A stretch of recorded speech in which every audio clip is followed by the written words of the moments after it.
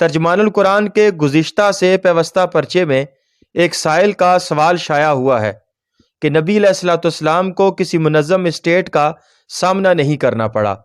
مگر حضرت یوسف علیہ السلام کے سامنے ایک منظم اسٹیٹ تھا، اور انہوں نے جب ریاست کو اقتدار کلی منتقل کرنے پر آمادہ پایا تو اسے بڑھ کر قبول کر لیا، اور یہ طریقہ کار اختیار نہیں کیا کہ پہلے مومنین صالحین کی ایک جماعت تیار کریں۔ کیا آج بھی جب کہ اسٹیٹ اس دور سے کئی گنا زیادہ ہمہ گیر ہو چکا ہے، اس قسم کا طریقہ کار اختیار کیا جا سکتا ہے؟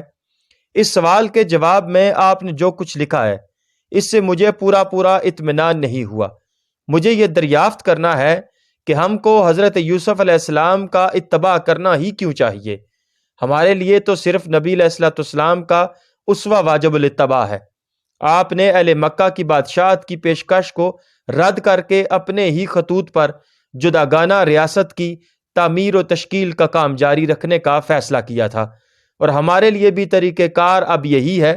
واضح فرمائیے کہ میری یہ رائے کس حد تک صحیح یا غلط ہے؟ جواب ارشاد فرماتے ہیں،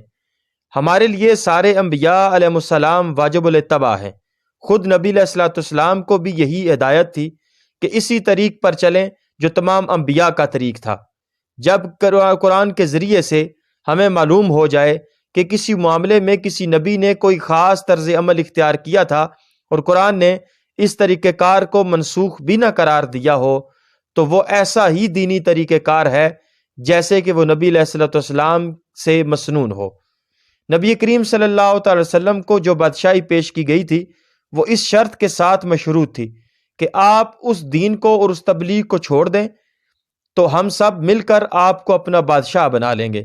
یہ بات اگر یوسف علیہ السلام کے سامنے بھی پیش کی جاتی تو وہ بھی اسی طرح اس پر لعنت بھیجتے جس طرح نبی کریم نے اس پر لعنت بھیجی، اور ہم بھی اس پر لعنت بھیجتے ہیں۔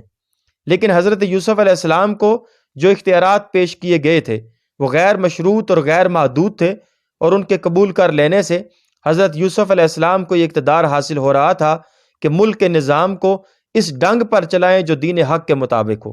یہ چیز اگر نبی کریم کے سامنے پیش کی جاتی تو آپ علیہ الصلوۃ والسلام بھی اسے قبول کر لیتے اور خواہ مخواہ لڑ کر ہی وہ چیز حاصل کرنے پر اصرار نہ کرتے جو بغیر لڑے پیش کی جا رہی ہو۔ اسی طرح کبھی ہم کو اگر یہ توقع ہو کہ ہم رائے عام کی تائید سے نظام حکومت پر اس طرح قابض ہو سکیں گے کہ اس کو خالص اسلامی دستور پر چلا سکیں، تو ہمیں بھی اس کے قبول کر لینے میں کوئی تامل نہ ہوگا۔